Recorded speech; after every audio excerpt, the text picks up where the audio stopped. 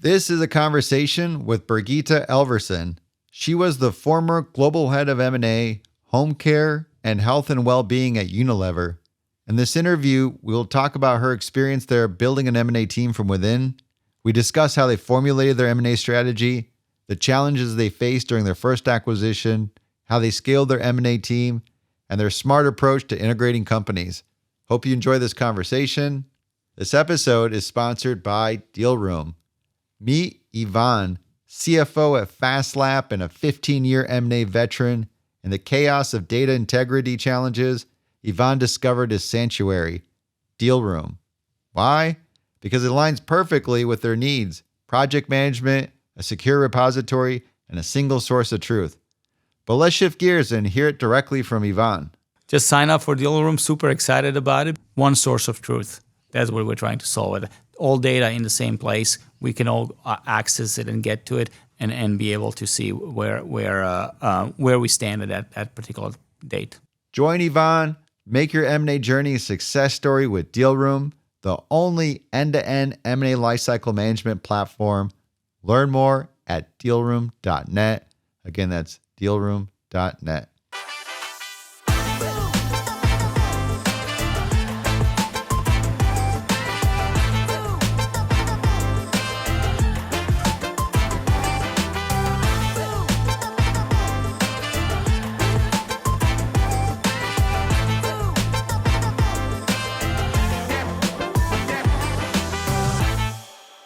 Birgitta, how are you doing today? I'm doing very well, thank you. How are you? I'm excited. On 10, I have never done an in-person podcast interview in Switzerland, and we're here at Verbier. First time in Switzerland, and this seems like such a cozy, friendly, skied village. Tell me about it. You live here. Yeah, we live here. It's actually by accident because we came for a winter and we fell in love with it. So we decided to move the whole family from Singapore to here. So now the kids go to school. They can literally take the skis to school every day. So it's amazing. It's a little bit of a gem, to be honest, a hidden gem. It's not a huge place with loads of hotels and stuff like that, but people who are here, they tend to come back every year, and it's got amazing off-piste and itineraries that you can take around the mountains. So it is a little bit of a hidden gem. It's a bit like the Telluride of Europe. So you gave up the all-day free saunas in Singapore, where you definitely get the good tropical weather, and I take it you ski. Yes, I ski. I ski a lot, but I'm actually the worst one in the family. Even my 8-year-old is better than me now. So. but that's an okay competition to lose. You have to be good out here. I've seen the slopes are pretty steep. It's not a bunch of beginner slopes around here at all. Yeah, no, they're exactly. There are a few, but some of them are hidden. You need a guide to find them.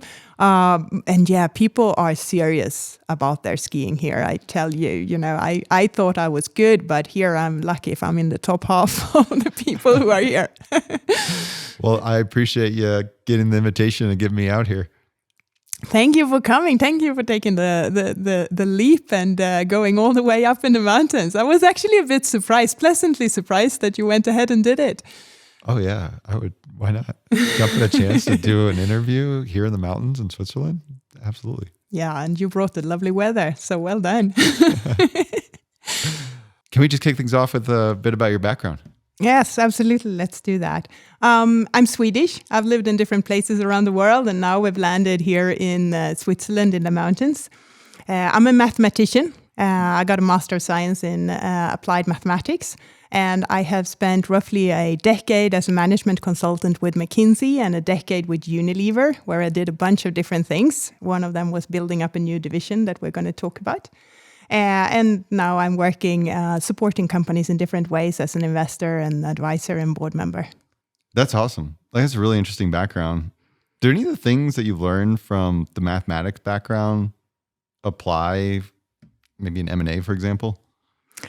I think all the time. The good thing about mathematics is that you get to be really good at learning new things and approaching problems that might seem a little bit big to begin with. And you learn how to take them on and basically address them one piece at a time. And in the end, you've got something together. And it also gives you a pretty good feel for what's big and what's small and what's wrong and what's right. And you know, when you see numbers, it's a good capability to have to quickly see when something is off, and then you start digging, and that usually leads to insight.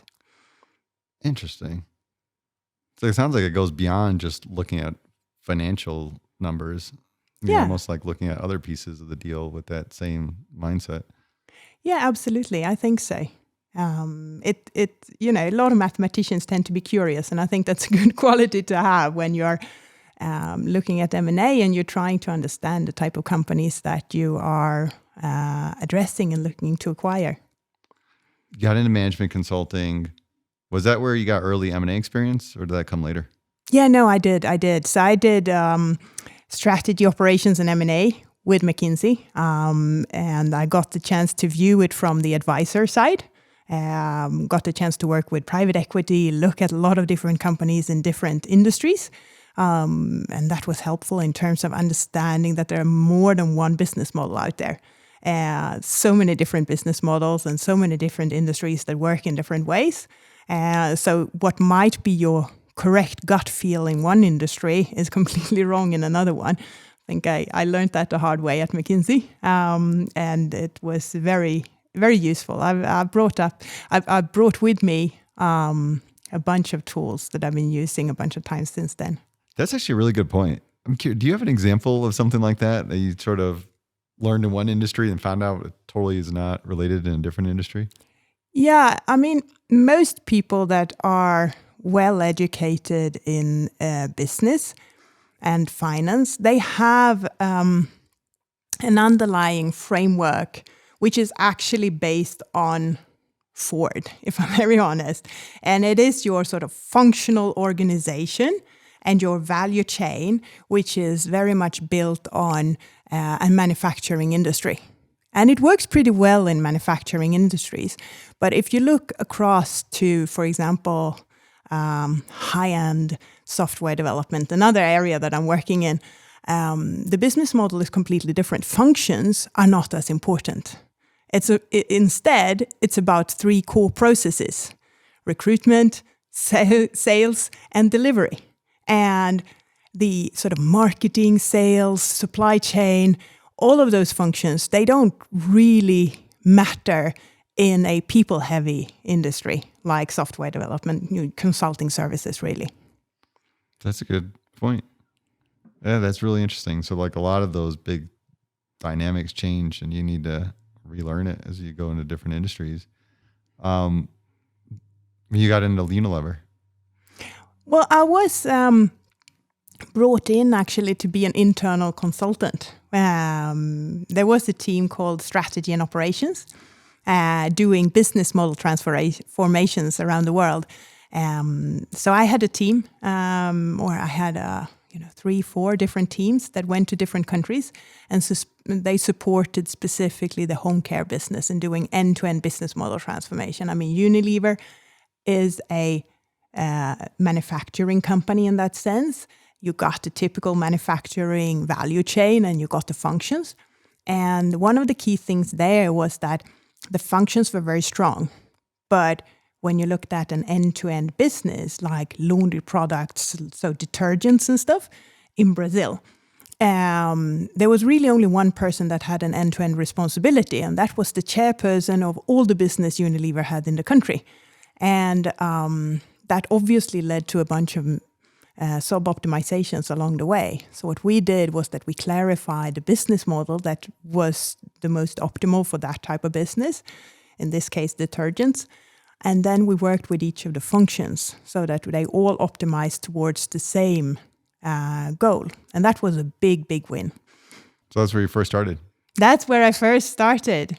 And then it led me into innovation, actually, because there were very few people in Unilever who would look at things end-to-end, and there was a need for an end-to-end project leader in a very disruptive innovation project.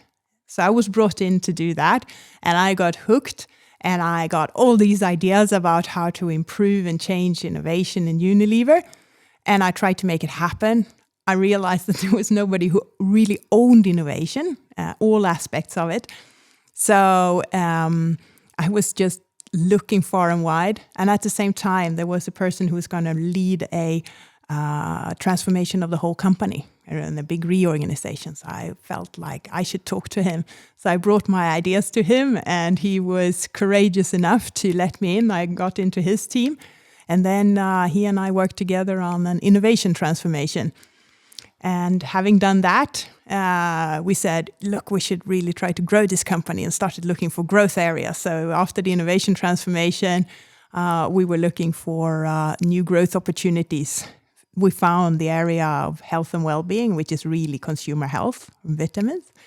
And we thought it was extremely interesting. So we wrote up a strategy, and then I went ahead and implemented that strategy and built up a new business unit.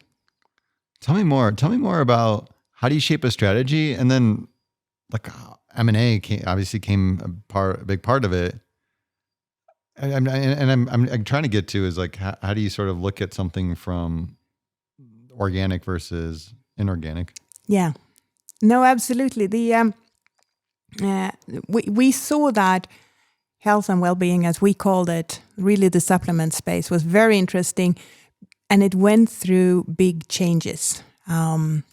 So it was a good opportunity for a new entrant to come in.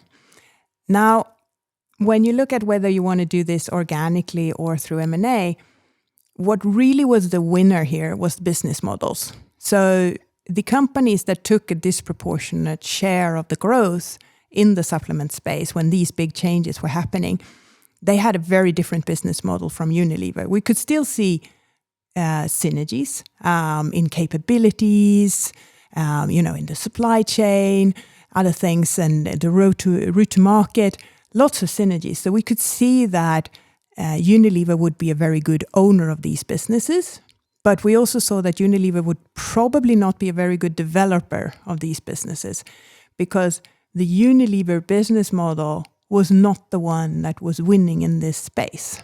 The one that was winning in this space actually took a whole lot of Unilever typical ways of working and turned it on its head. And it worked really well. So we could never find out ourselves how to really make it happen. But we did see that there was a bunch of companies in a nice sweet spot. They were focused. They had grown a lot. They were not super early stage, so they were a bit lower risk.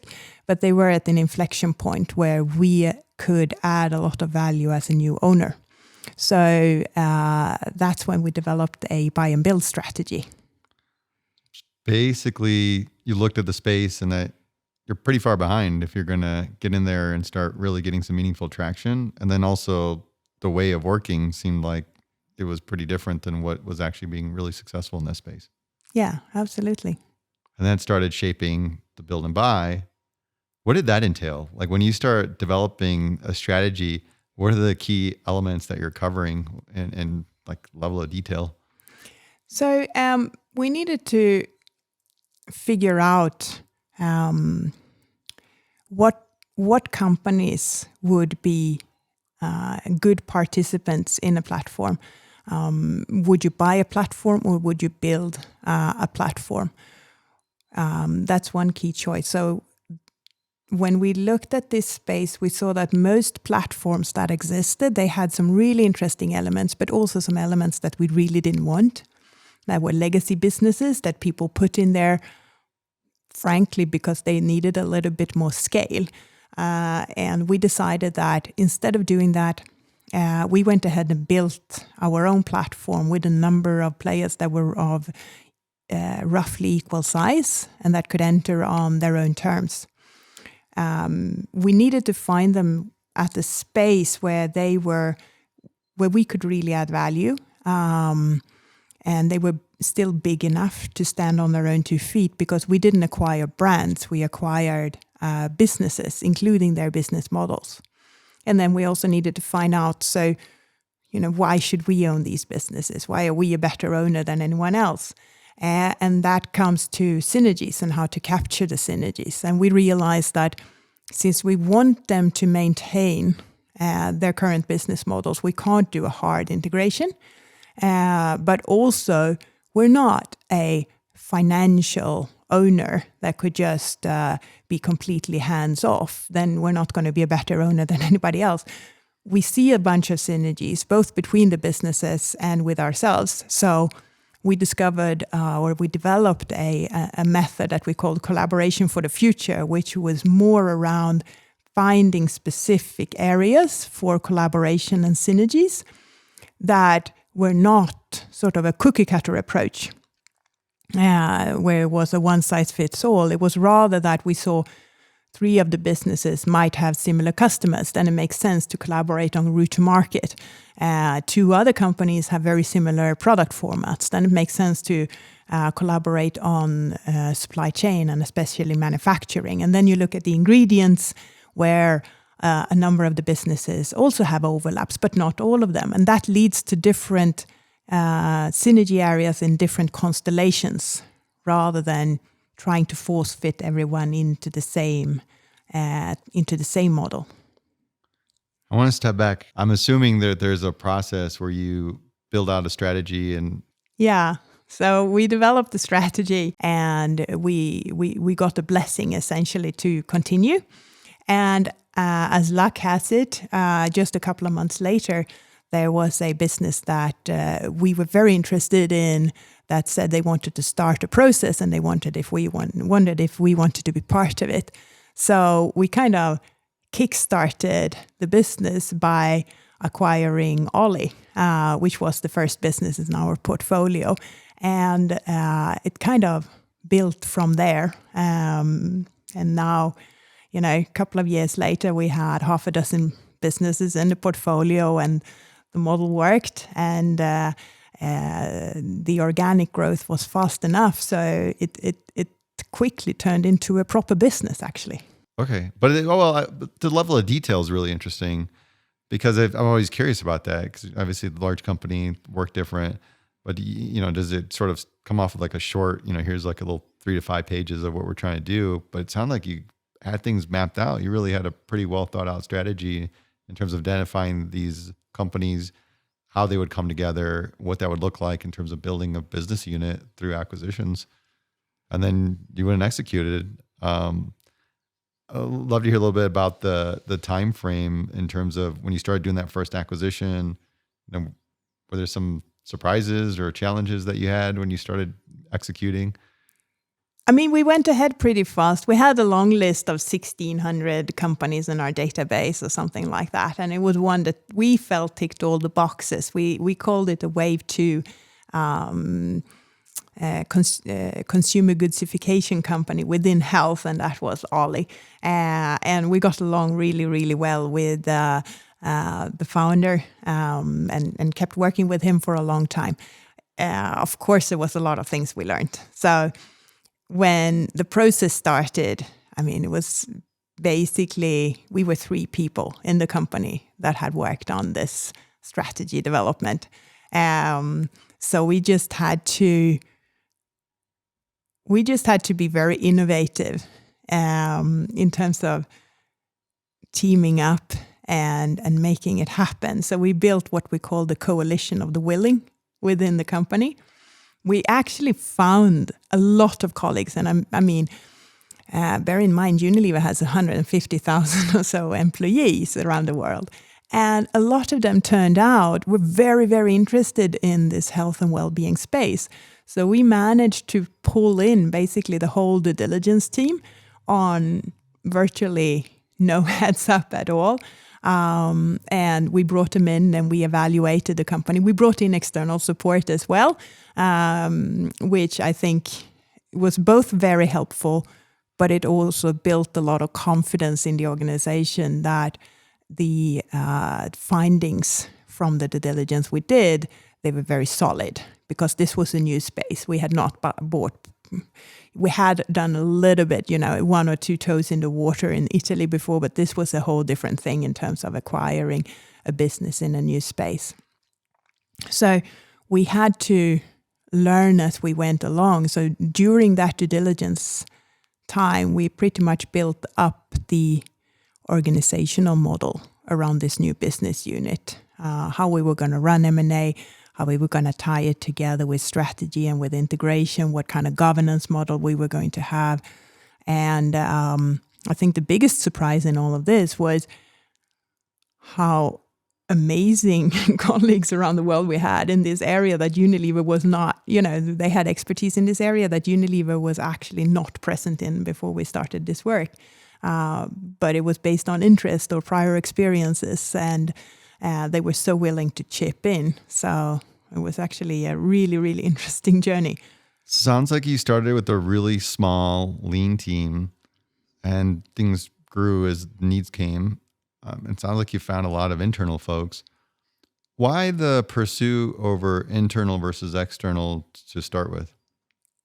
Yeah, so when I wanted to build up my organization and my team that were going to do this, because we wanted to do M&A properly. We wanted not just look at individual targets. That's a little bit how it started, but part of the strategy was to run programmatic M&A, and then M&A is a capability rather than just a one-off event. We needed a proper team to run this. And when you look at the requirements for the people on this team, there were pretty much three main areas that we needed. One area was that we needed people who could lead M&A end-to-end, from strategy development all the way through to integration, not just the due diligence and the transaction itself. The second thing was we needed people that had a deep area of expertise. And the reason for this is a little bit philosophical. I believe that if you want to credibly lead a project, you should also be able to lead a work stream within that project. And then you need this deep area of expertise. So the end-to-end sort of M&A leadership and the deep area of expertise, they also together form this T-shaped profile that I think is very useful for these type of roles.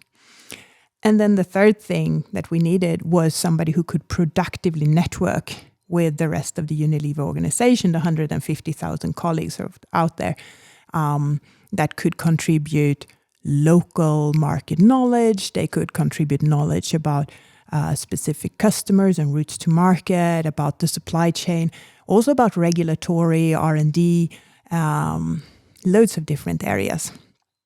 And when you look at those three areas that we needed, and you set a time frame to each of them, because, the perfect candidate rarely exists. It was very difficult to find anyone who could do all three of these or had all three of these coming in.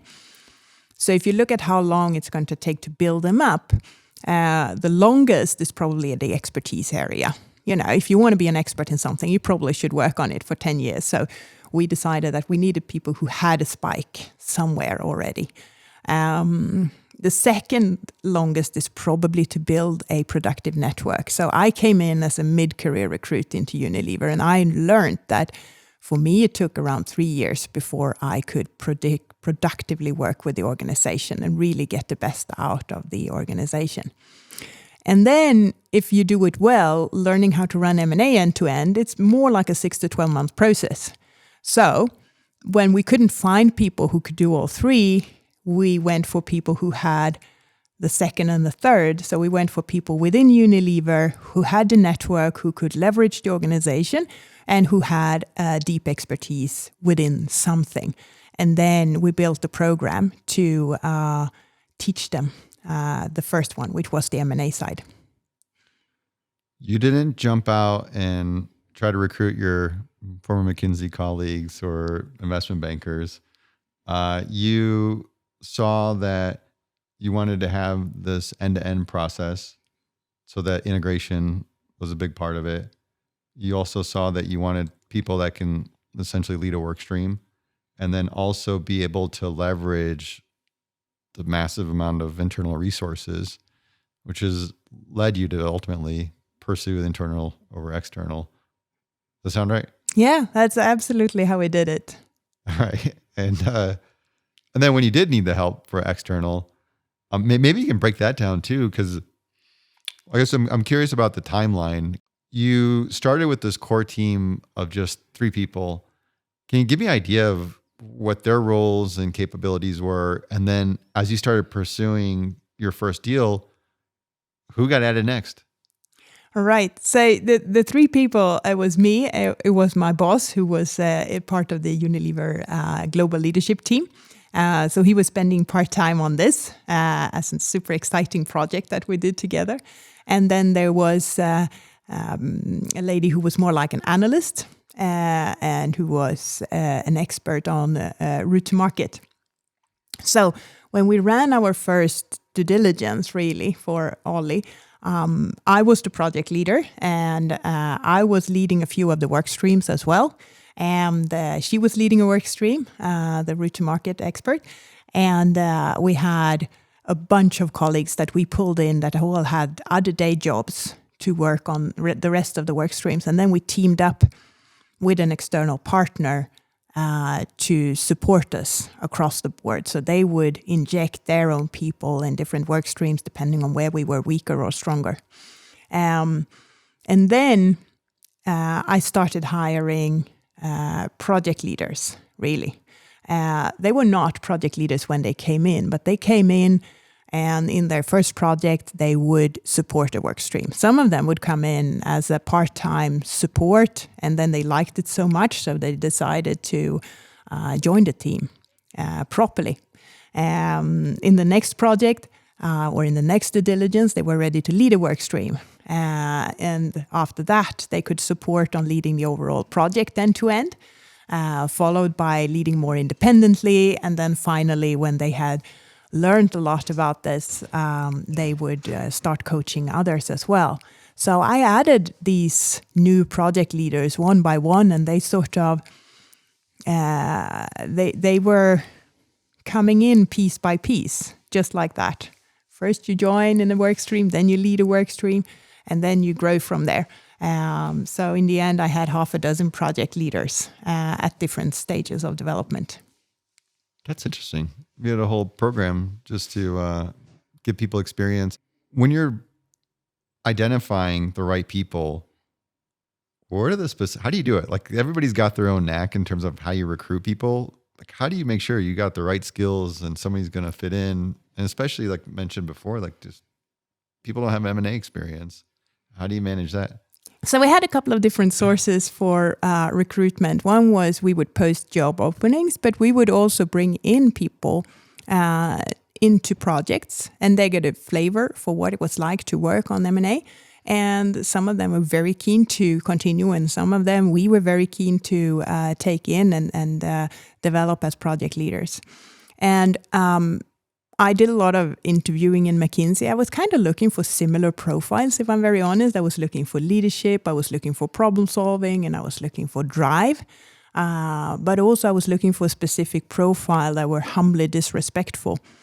And what I mean by that is these people were going to work with both target companies that they didn't know very well. They needed to be very curious, very humble in terms of understanding what made these companies tick and what was the success secret sauce, so to speak.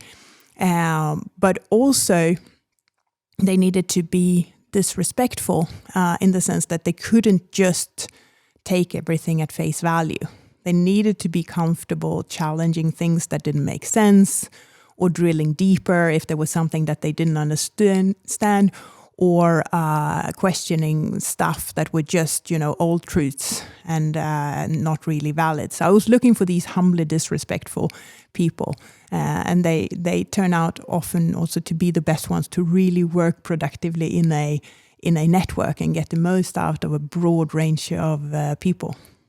I like that. Humbly disrespectful. Like you don't want just humble, and you don't want just disrespectful. You need humbly disrespectful. Yes, exactly. If you have one of them, it's not 50% there. It's pretty difficult. Do you have like a test or anything that really gives you that, I found that person? Actually, I would do normal interviews, but actually I had a case that would run with everyone, and it told me a lot of things, not just about problem solving, but also about collaboration and style and how do you face situations where you don't have the answer. So it told me so much about people's personalities as well, and it was really, really useful. So I was running it with everyone I was hiring for that team. So you gave can you give me an idea like what that case involved? Okay, so the case was had nothing to do with M&A, to be honest, and it was a very simple question. It was, are there 2 dogs in the world that have the same number of hairs in their fur? Yes or no, and why? That's funny. So what kind of answers do you get?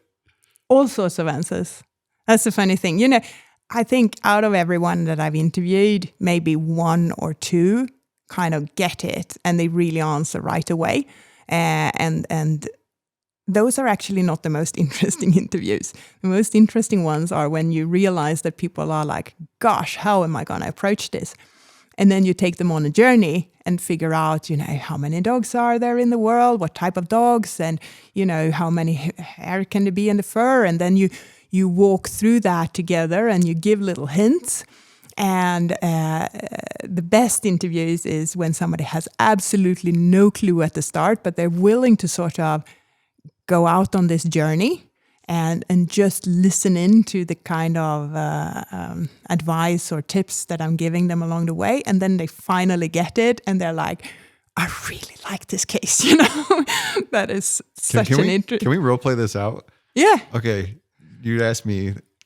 So the question is, if you imagine all the dogs in the world, and if you could hypothetically take them all and count the number of hairs that they have in their fur at one specific point in time, would you then be able to find 2 dogs that have the same number of hairs, or would they all have their unique number? They'd all have their unique number. Why is that? Because the probability is very, very low, given that there's so many millions of dogs and they all have, let's say, 5 million plus strands of hair. So let's look at those numbers. So how many dogs do you think there are in the world? 50 million. 50 million dogs. Yeah. And how many hairs do you think a dog can have on its body? 10 million. So if you as a human being have roughly 50 to 100,000 hairs on your head, how many hairs do you think a dog can have? 10 million. What's the surface area of a dog versus a person's head, would you say? Varies by the size of the dog. Yeah. I'm not getting this job, am I? No, you're doing fine. You're doing fine. So, do you think a dog can be like 1,000 times a person's head?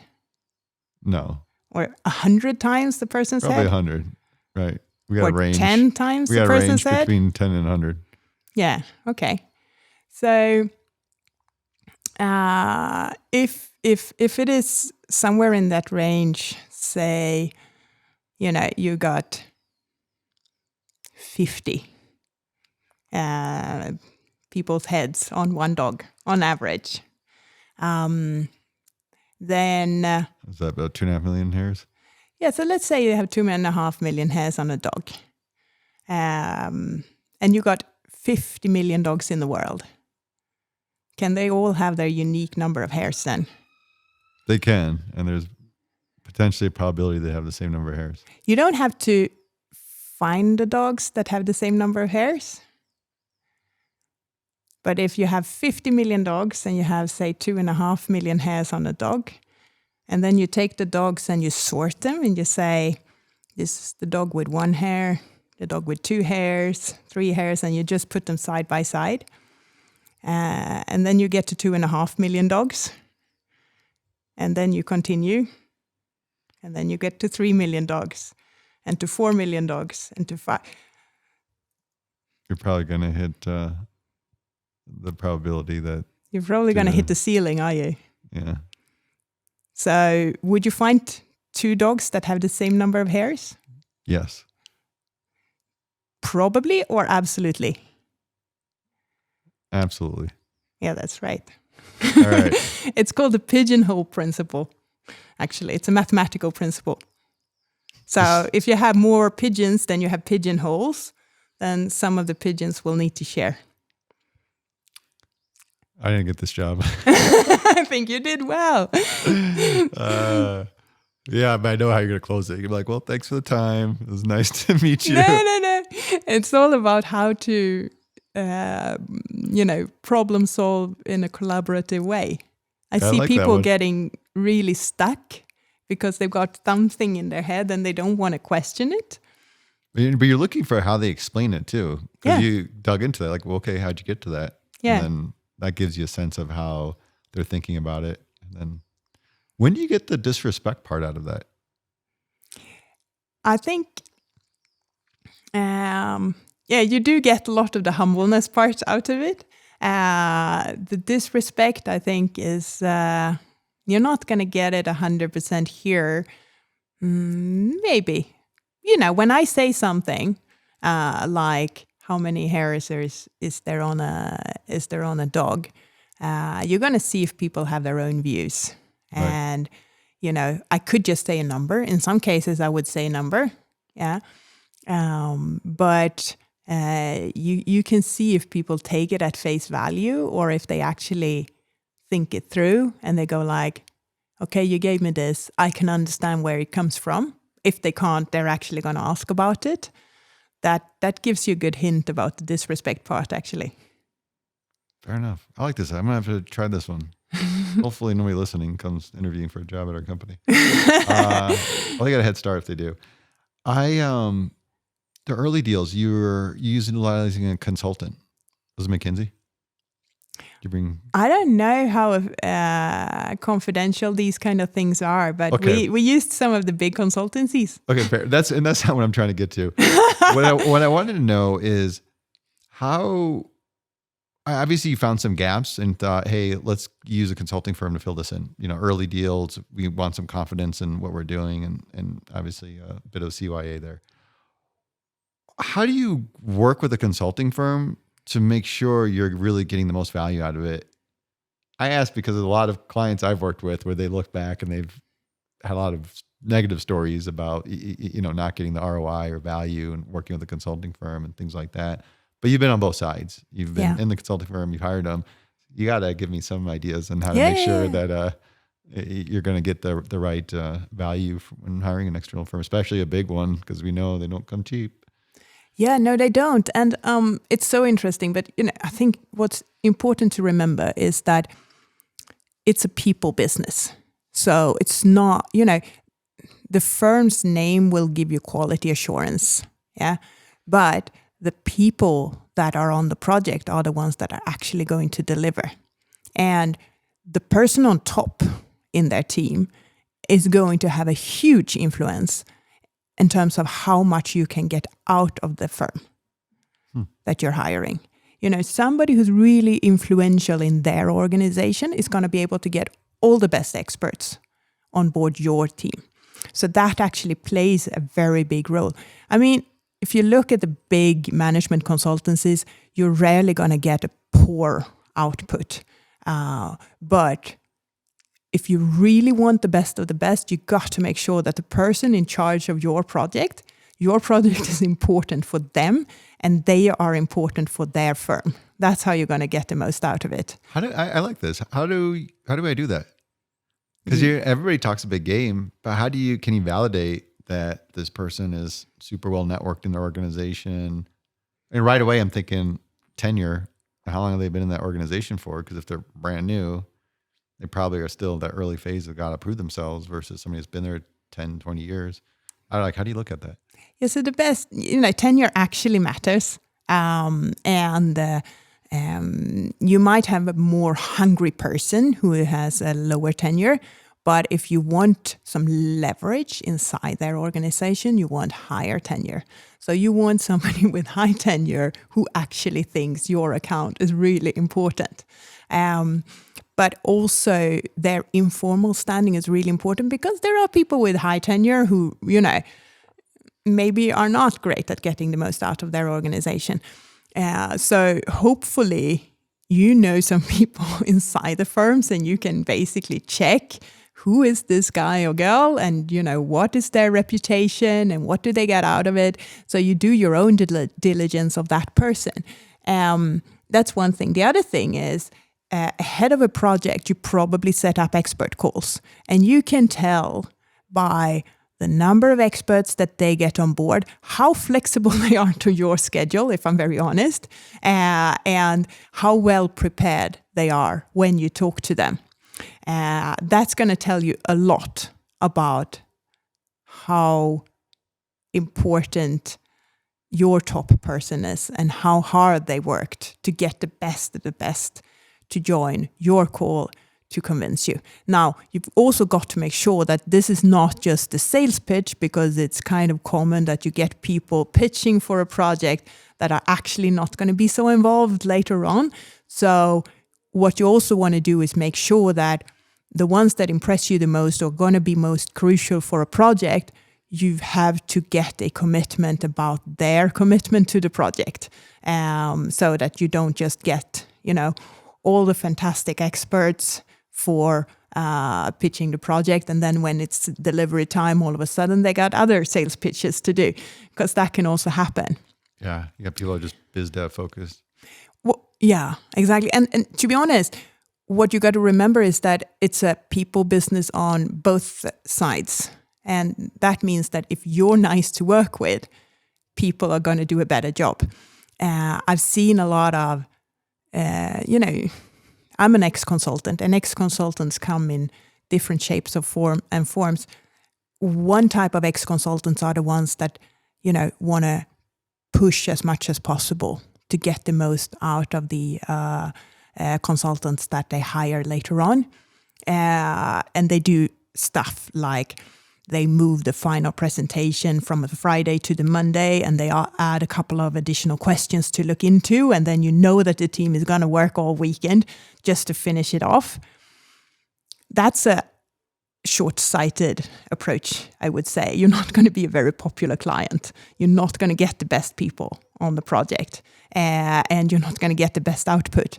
So you have to be, of course, you should be tough to work with, or I wouldn't say tough, but if you've been promised something, you should make sure that you get it. So you shouldn't be a pushover, but at the same time, it's just like having colleagues in a regular organization. If nobody likes to work with you, nobody likes to work with you. You're not going to get the best.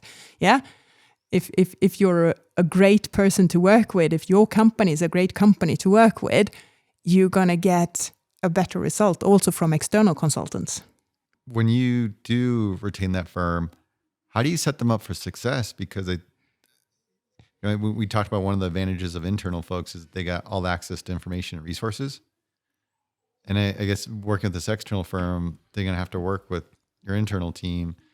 Is there anything there that you want to get clarity on or address to set this external firm up for success? For us specifically, and this is not going to be the best approach in any project, but for us specifically, we teamed up all projects with internal people. We wanted the project sort of work stream lead to always be a Unilever person. And then we basically asked the consultancy to make a bit of a mirror organization to our organization. They wouldn't be in all the work streams, or they would be in all the work streams, depending on how what we knew and what we didn't know and where we needed the support. But we asked them to mirror our organization and basically team up person to person, so that when their report came in the end, it wasn't, second guessing what we had done. It was, seamlessly integrating with what we had done. And this is something we actually needed to have a bit of a discussion on, because some teams that we discussed with, some external teams, they were used to being brought in as a stress test and basically have their own independent opinion, pretty much second guessing the work that the internal team had done. We never found that to be particularly productive. We thought it was better to actually work together rather than siloed. And that doesn't mean that we didn't want to hear what they had to say, but we wanted to hear it during the course of the project. So if they had a different view about the potential in supply chain synergies, for example, we didn't want to hear that during a final presentation. We wanted their supply chain lead to talk to our supply chain lead about it. And we wanted to make sure that we could bring in their input and expertise during the project. So the dedication of M&A, did you end up with resources that were full-time part of this team doing M&A, or were they fractional? Because that was curious about, like, how do you sort of manage fractional versus full-time resources? Yeah, we had a core team, which was full-time. And then we had what we called an extended team that were supporting us in specific projects. We rarely had people who would spend, say, 20% of the time on an ongoing basis. It was more project-based. And to be honest, a lot of people would do their day jobs and they would support us on top. But we had a mix of the both models, I would say. This is a challenge. I talk to a lot of companies, and this is a tough thing, especially sometimes what sets precedence. Is it more important to work on the M&A project versus what you're working on the day-to-day? And the other element is burnout. Like, how are you managing that? Do you got any philosophy or tips around that? Yeah, so for the part-time resources, that's why we called it Coalition of the Willing. So we would only bring in people who would actually want to do this. And they were really passionate about the area. They were passionate about the work. They really loved it. So they would make it happen, not sort of from tactical career perspective, but rather because it was their passion and they wanted to follow their passion. But the burnout, I mean, it's whenever you work on M&A, it's a real topic because it's very high-paced, intense work. And when you have a process ongoing, you don't have a lot of influence about when things happen or how much time you have or whatever. So to me, that was a really important topic specifically for the full-time resources we had. And we did a few things, some structural things. For example, we made sure that you didn't run due diligence after due diligence after due diligence. Ideally, you would work on a strategy project. You would do a long list of targets. You would identify one of those targets, start discussions with them, do the pre-DD, the DD, the transaction, and then you would lead the integration work. And that's really the end-to-end that we went to a few times. I mean, obviously, you don't buy every company that you diligence. But what we made sure was that if you had just been through a big due diligence, you would not just jump into leading the next. So that was a really important structural principle that we had. And in addition, what we did more operationally was that we had stand-ups on a weekly and daily basis, 15 minutes every morning, and every week was half an hour.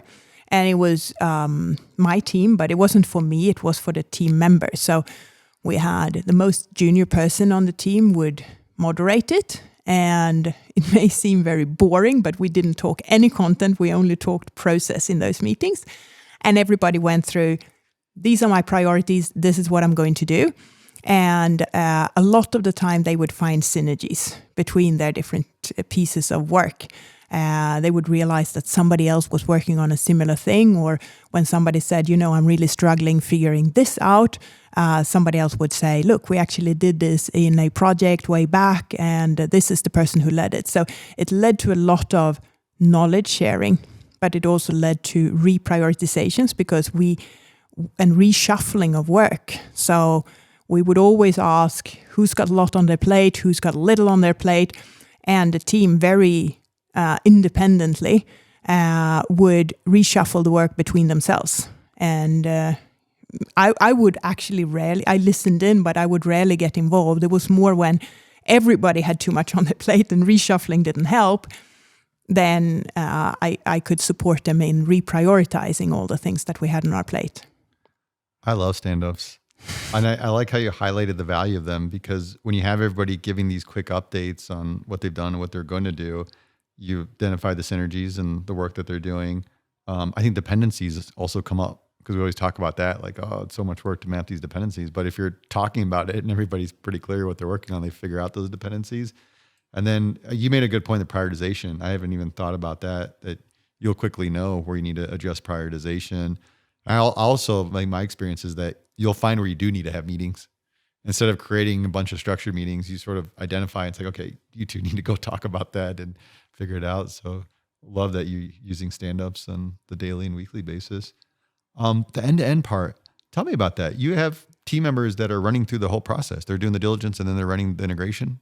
Yes, that's right. And that's one of the core principles of programmatic M&A. Let's use that term earlier. Let's break down programmatic M&A. So overall and on average, M&A does not create value, unfortunately. I think most of the research will show that. And the approach within M&A that actually consistently creates value is programmatic M&A. And to me, I find three key principles really important, where one is that M&A is more than a transaction. It's actually an end-to-end process. It starts with a strategy. It leads all the way to integration. Another principle is that M&A is a capability and it's not a one-off event. You have to build this capability within the organization. You have to build it like a machine. And it's both a personal capability, but also an organizational capability. And the third principle is that there's no such thing as a must-win deal. When you fall in love with a deal, that's where you're going to make bad business decisions. Just because you love a brand doesn't mean you should own the company. And just because a company is fantastic, you shouldn't buy it if the price isn't right. But you really need to make sure that you have a big funnel of great companies so that you don't feel too dependent on closing every single deal that you're working on. So those are the three principles. And you were asking about the integration and the end-to-end approach to M&A. So one of the things that I've found that is really tricky within M&A is that when you do the transaction, you have a bunch of people who might want to do the transaction a little bit too much. Yeah. And it could be because it's their job to do transactions, right? But the risk is that if you're only responsible for the transaction, you're not going to think it's so serious or bad if it doesn't land 100% right. But if you're also responsible for the integration, you're never going to take on board a company that you don't want to integrate or capture the synergies from and really bring on board.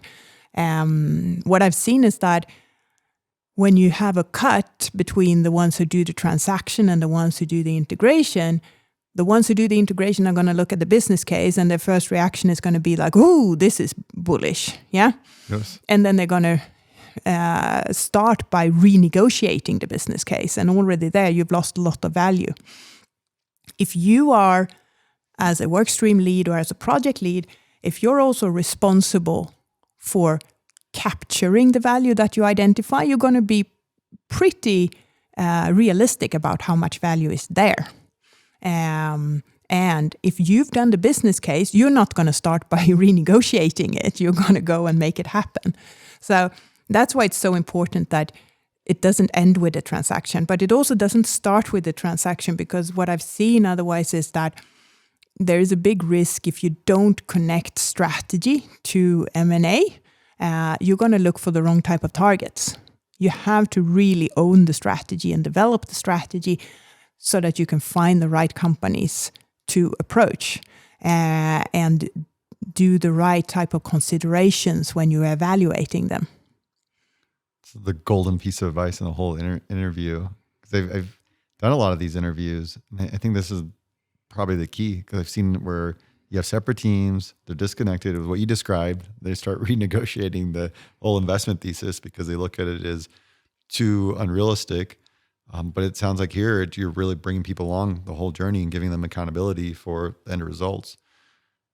And to recap, when we said programmatic M&A, the driving principles of it is the end-to-end process so that it goes all the way from strategy through integration.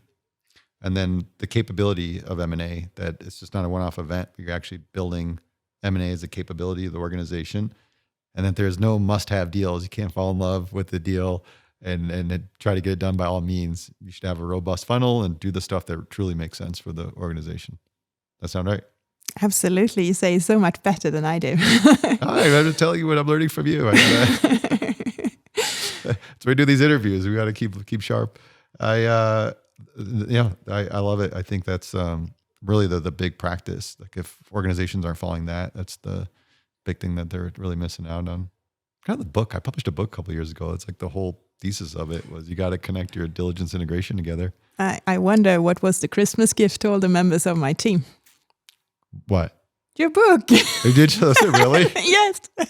I gave it to everyone on my team. Oh my God. Yeah, absolutely. I'm flattered. I didn't know that. Yeah, no, it's, we learned from you. Oh, wow. Those listening, that was Agile M&A that we published in 2020. I'm flattered. I didn't know that. I'm surprised and thank you. You shouldn't be so surprised. It was very useful. We should thank you. We built a 2 billion business off the back of it. So well done. Well, I published it in 2020 and like COVID happens right after I published it. I was like, I don't know if anybody's going to read this. Yeah, we certainly did. Wow. That's really cool. Great to hear. And yeah, that sounds like it kind of really aligned with the whole philosophy that you execute on this and had a lot of great success. So 2 billion, how many deals did you end up doing? And it sounds like the platform's still growing. Yeah, no, half a dozen. And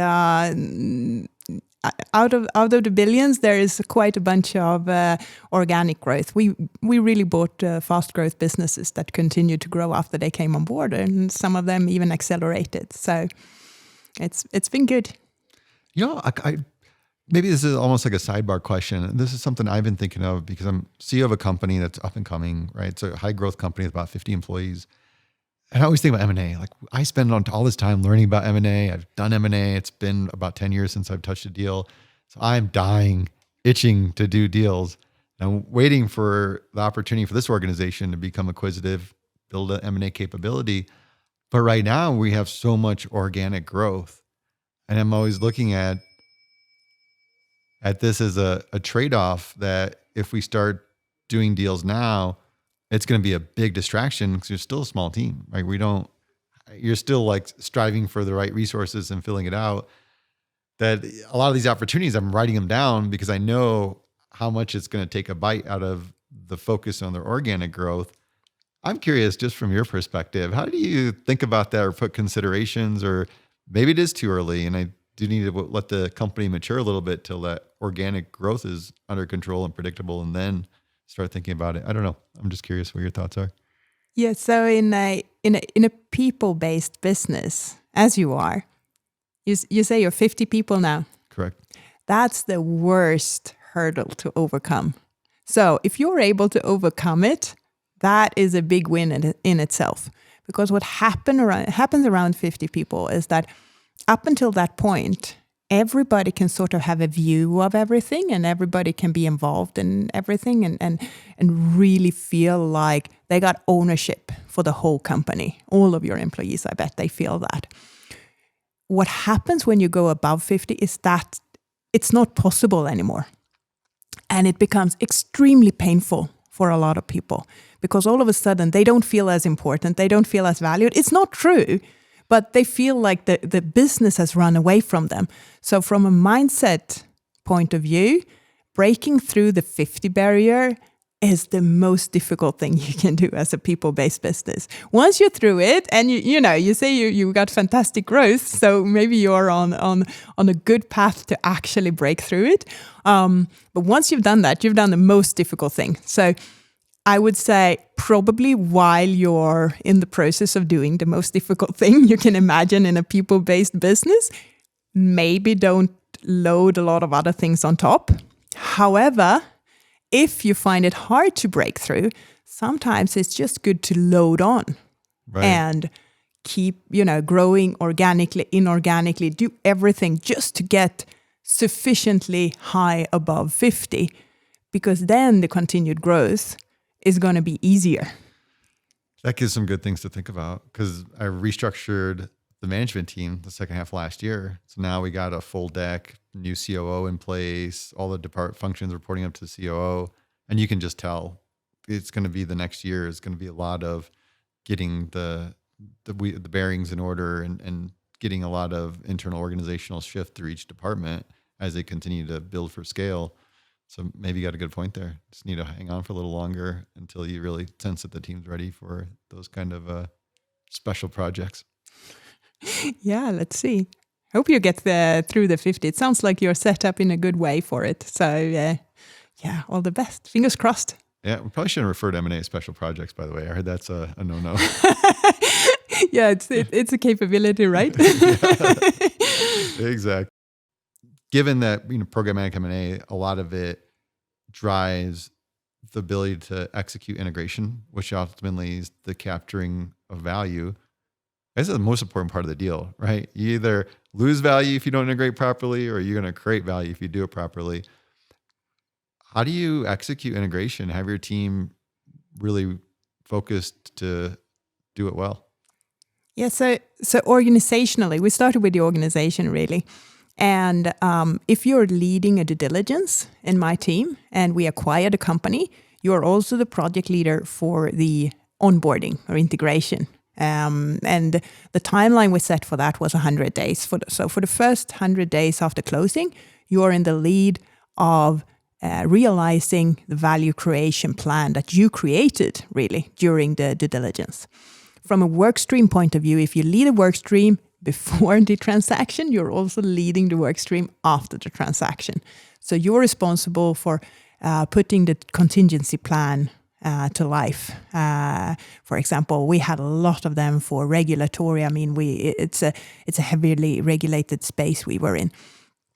So and often young businesses that we acquired, so it was often a lot to do on regulatory. So during the due diligence, you would do your regulatory plan, you would put all the contingencies in place, you would make sure that you requested the type of budget that you would need to make it happen. And then after the transaction was done, you were also in charge of doing it together with the target company. And getting them on board with your thinking and presenting to them why it was important to do it like that, and then making sure that it actually happens. So that was for the first 100 days after the transaction for everyone who was involved in the pre-deal work. It goes back to holding them accountable. If you created this plan during diligence, you're responsible to execute it post-close. Yeah. You use this term smart collaboration in the future. What does that mean? So it was our way of saying that we did not want to do a hard integration of the businesses that we acquired. We didn't just acquire brands, we acquired businesses and we acquired their business models. So we wanted them to continue to have them. That means you can't do a hard integration into Unilever as a whole. On the other hand, we also said we're not a financial owner, so we're not going to be the best owner if we just hold the companies and give them financial targets, for example.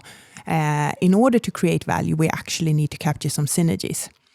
What we did was that we saw that the best platform that we built was actually out of companies that were sharing some base and fundamental characteristics, but they also had their own unique strength.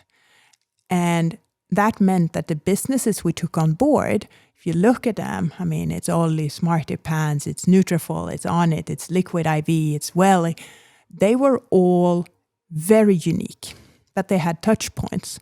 So, for example, Ollie and Smarty Pants are both gummy brands. So it makes a lot of sense for them to collaborate around gummies. Whereas Liquid IV and Smarty Pants, they were selling a lot through Costco. It makes sense to collaborate on the customer side there. And like that, we found areas that we gave opportunity for a lot of synergy capture, but they did not cover all the businesses. So instead of trying to find sort of the least common denominator or force fit everyone into a cookie cutter approach, we basically said, let the companies collaborate on the areas that make sense for them. Of course, we're going to moderate it, but we're not going to force anyone into synergy capture in an area where there are no synergies. And that's basically what we labeled as smart collaboration for the future. How much of that do you figure out pre-close versus post-close? Most of it pre-close. Okay, so you really do. You're really getting in the weeds and thinking through how these companies would potentially collaborate together. Yes. And then you hope that it's going to work out. And I would say, 90% of the cases it actually did. Okay, so you get a lot of value on this end-to-end, having the folks do the diligence because they're getting all this information. They're really thinking through the collaboration opportunities, how they're going to integrate, what they're going to integrate, all those things while they're doing diligence, and then they're accountable to go execute on it. Does that happen naturally? Like you just put the people in there early and they just automatically figure this out? Or are there things that you're really paying attention to make sure certain things happen to give that assurance that integration is going to go well? If you look at M&A and you include the end-to-end process, it is a fairly complex capability. So I actually took a leaf out of McKinsey's book from my time there, how you teach people complex capabilities. And this one is not just a skill, and it's not something you can learn in a book. It's a lot about behaviors and mindsets and leadership, as well as skills. So we built a whole sort of on-the-job program where we had a train-the-trainer approach. And you start by supporting in a work stream, and you end up being the guru who is training new project leaders. And we did that sort of from a capability building point of view, but we also did a lot of knowledge sharing. So after every project, whether it was a deal coming out of it or not, and I would say 100% of the time, that was actually the team's decision. We were never, if there was a company we wanted to acquire, we acquired actually 100% of them. Everything we didn't acquire, the team stopped, nobody else. All the projects that ended, they were seen as heroes. So they would present to everybody else who had been involved the learnings from this project, the rationale for why we didn't go ahead. What were the learnings, not just insights and skill-wise and knowledge-wise, but also methodology-wise. So we had a lot of sort of feedback loops throughout the entire process to make sure that we didn't have to reinvent the wheel. And we also made sure that we celebrated everything that people did that were in line with our strategy. If you decided not to pursue a company, we celebrated that. If you decided that we should pursue a company, we would celebrate that. If you delivered on the value creation plan that you had put in place, that was a big, big celebration. So we really wanted to showcase everything that people did well all the time. And that was a very powerful feedback loop, actually. Yeah, I actually like that a lot because then it's, there's always a deal retrospectives, but it's like you're even going beyond that because you're taking deals that you didn't do and saying what were the lessons learned and really emphasizing that. So I think building this model of continuous learning sounds like it became part of that DNA. Yeah, it did. It did actually. Celebrating the losses too. I like it. Well, I wouldn't say losses, right? You walk away from a bad deal is probably the best decision. Exactly. Exactly. No deal is better than a bad deal. Good way to put it. Birgitta, what's the craziest thing you've seen in M&A? I've seen a lot of fantastic entrepreneurs that have surprised me. But I think the funniest thing was probably something that happened inside our company. So we had an intern on the team. We were pretty creative with getting people on board, and especially before we had a formal team. So we had an intern, a guy who was from university. This was his first experience of the corporate world. And we asked him to put together some bios of founders of companies that we were in the process of shortlisting, and gave him a format. And he sat down and he worked away. And after that, we had a team meeting and everybody was going to present their findings. And when it came to his turn, he just looked at us and he was like, I don't know how to tell you this, guys, but these founders, they've made questionable animal experiments. They've been caught by the police. They were involved with this very, very weird organization. There was some question marks about the death of a relative to one of them. So he had all these really, really like red flags in terms of this is obviously a company we could not pursue because, imagine what would happen to, trying to explain this to the investors why you bought a company from people who were clearly, not displaying the same type of values that we wanted to represent. But he had made such a beautiful presentation out of it. He made, he'd really used the format, the template, and he had made a beautiful PowerPoints. All the data were there, all the sources were there. It was so nice. So in the next meeting with the CFO, we actually brought these and we said, this is one of the companies that we're, is very, very high on our agenda. And he started reading it and we presented it. And it was, quite a while until we didn't manage to keep a straight face anymore. But we had a really, really good time going through that list together with him. But he was a little bit, he had a good sense of humor. That's funny. That's the best part in M&A. You got to keep a sense of humor. And kudos to the intern for digging all that up. He did a fantastic job, yeah. Very funny. I love it. This has been great. Thank you so much for taking the conversation with me today. I learned a lot. You've helped me become a better M&A scientist. And we're going to go skiing. Yes, we will. It's fantastic weather on the slopes, so looking forward to that. And thank you for coming all the way to chat about M&A. I really enjoyed it. This has been great. Those of you still with us, thank you for sticking through. Till next time, here's to the deal.